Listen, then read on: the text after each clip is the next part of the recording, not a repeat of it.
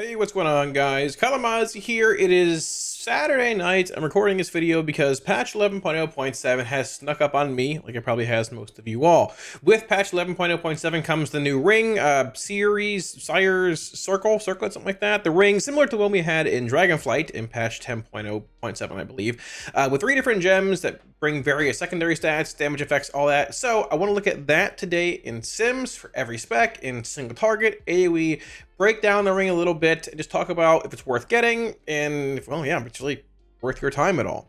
If you guys want links to the article, which is written not by me, but somebody on Wowhead, did an awesome job. Link to that down below, as well as any weak ores or add-ons or anything if you see any in the video that you want. All down below, as well as up here, links and all that. Alrighty, so this is first off the Wowhead article. It talks about the, I think it's Circe's Circlet. I don't know how to say this. I'm not really sure. The ring from patch 11.0.7. It has been written by Tazenak, I believe. I'm not sure how to pronounce it. Awesome person, awesome article. If you guys want a link down below, all credit to them for this. It's a great compilation of info on the ring. It talks about the ring coming out in patch 11.0.7 with 3 different sockets. So it works in a similar fashion to what how it did in Dragonflight, where you're gonna have like 3 different sockets. I think it was like 3 different elements in Dragonflight, but it's basically thunder socket, sea socket, and a wind socket. Now, you can upgrade the items, I guess the gems in this ring, by doing, I believe it's like a weekly quest on the island. It takes 6 weeks to upgrade the ring to 639. I believe it's 6 weeks, right around there, give or take. Yeah, 6 weeks, there you go, 639. So it's not gonna be at max power the moment the ring comes out. You're gonna have to work to upgrade it and get, you know, juice that you want in your sockets along the way.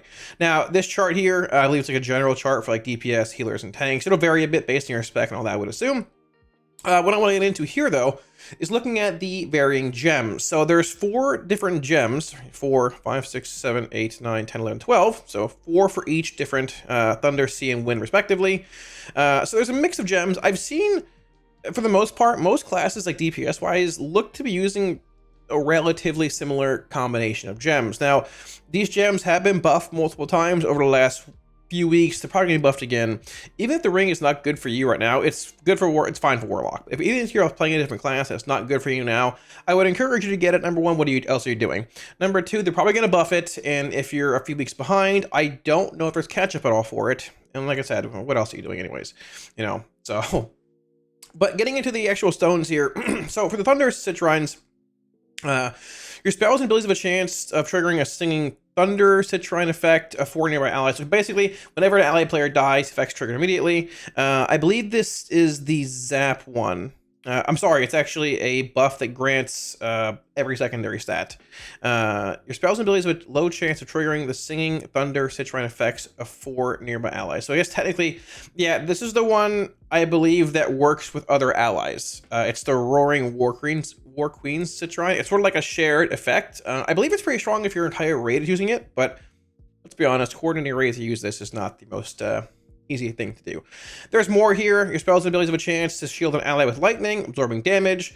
When it persists, attackers take 10% of the amount absorbed as nature damage. Grants a large amount, a decent bit. This is not 1,000, this is 440.1 of every secondary stat. This is a good one. Spoilers ahead. Singing Thunder Citrine. An incredibly simple gem on its own. Secondary stats, I mean, obviously good in single target. They scale in AoE comparatively to like single target damage-based trinkets, right? Ranking pretty high here overall. A chance to zap an enemy, dealing damage, Thunderlords, Crackling, Citrine.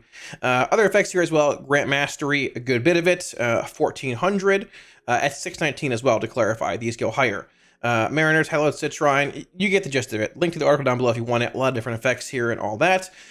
I want to get into the actual sims, because there are some sims for Warlock out there. Now, Malcats ran some single target ones, which we have here. I took the profiles and just put in AoE talents and made it, I think, 8 targets for a minute and a half. And we're going to look at that as well.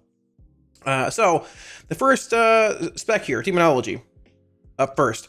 So, Demo's the one spec for Warlock where it's not necessarily an upgrade. Now, this here is using like the BIS profiles, which is going to be Anshrek ring and another ring. I'm not even sure what it is in the BIS profile at this point, but basically Anshrek ring and X. And from what I understand as well, basically, if you're getting this ring for an upgrade later on, you're playing Anshrek ring and the ring here long term, right? Now, he did mention that he can likely get it to be an upgrade for Demonology if he changed gear profiling around to accommodate for the actual mastery socket gem, whatever, because, well, you know, it's this one right here. It skews things a bit if you're already playing in a mastery a good bit. So now, if you're looking at what this is like as far as raw stats or raw gems are concerned, the combination we're looking at here is playing all stats, mastery, and highest stats. So you're basically looking at all stats being, where is all stats?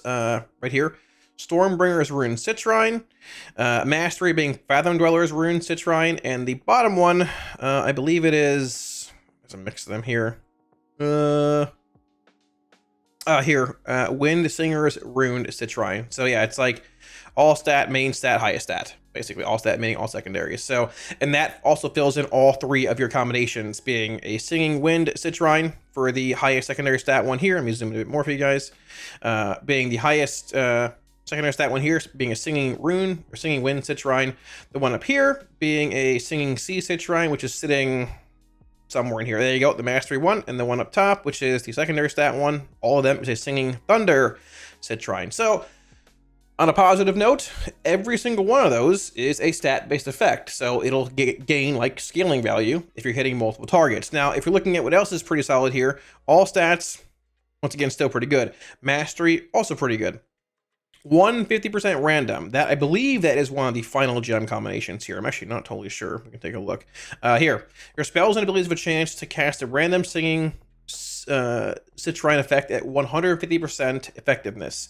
It's very RNG that makes you ask what if whenever you're using it. Effects an incredibly high proc rate, over 4 RPM, and it's hasted as well, which is big.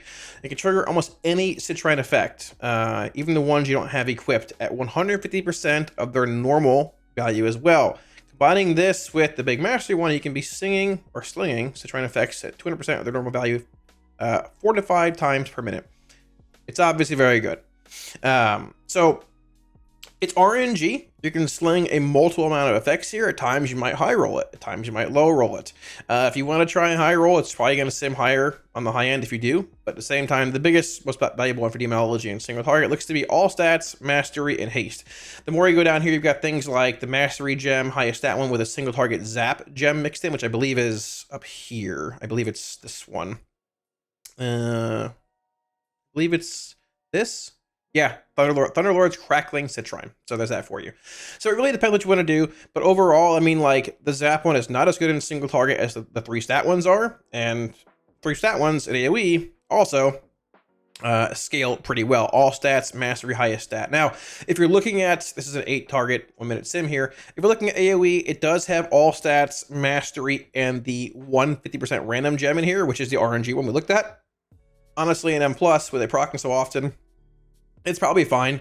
If you want more of a consistent, I guess, gem setup, you can play the highest stat, all stat mastery combination. But once again, for the most part, it's fine. But the basic, like, the consistent thing here is that you've got all stats and mastery being basically what you want in both rings, and it's either highest stat or 150 random is the gem you swap out for Demonology as a whole. So Demo is pretty consistent across the board. Both are a DPS loss, but we could likely make this a gain if things moved around a bunch. That's what Malakath said. Either way, currently the Demonology profile is still simming the highest overall. So keep that in mind. It might change. If you're a Demo only lock, I would still get it, but like, it's not as big for you as it is Destro or AF.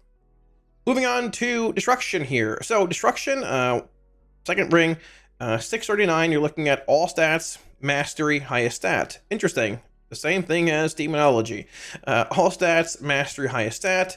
Second highest combination here is the single target zap gem, actually, with then mastery and highest stat. So you're basically playing Thunderlords with the mastery gem and the highest stat gem, and then you have all stats, mastery, and the random gem here still. So also pretty similar to what you saw with Demonology, just in a different combination of like first, second, and third ranks here overall. But it looks to be about an 11 to 12k DPS gain for Destruction Warlock in pure single target. Is it massive? No, but you're looking at about, I don't know, what is it? It's about 0.7% DPS gain, 0.7, 0.8. And I think Chance or Decent might buff these gems a bit more here too. Similar to how it happened in Dragonflight in 10.0.7 or whatever it was. Now, if you're looking at Destruction at AoE, 639, once again, This is also, just to clarify again, 639 is week 6 max upgraded ring. This is not week 1. This is week 6 when you finish upgrading it across, you know, a month and a half of content. All stats, mastery, highest stat. Once again, same thing as you're playing in single target. Looking at the second highest combination here, all stats, mastery, and 150 random, which is also pretty good. I did want to mention that there are mentions of like 3 target zap here and 5 target zap. So if you look more in here, and I guess head down a little bit more, I don't know what we're calling 3 target and 5 target zaps in here. Especially with a chance to drench an enemy freezing. It's probably this. Probably. I'm not even totally sure. You can pull it up. What I wanted to hit on very briefly here is like these gems technically do have like more value for in like 3 or 4 target, lesser target, I guess AoE settings technically, because you're hitting max targets, right?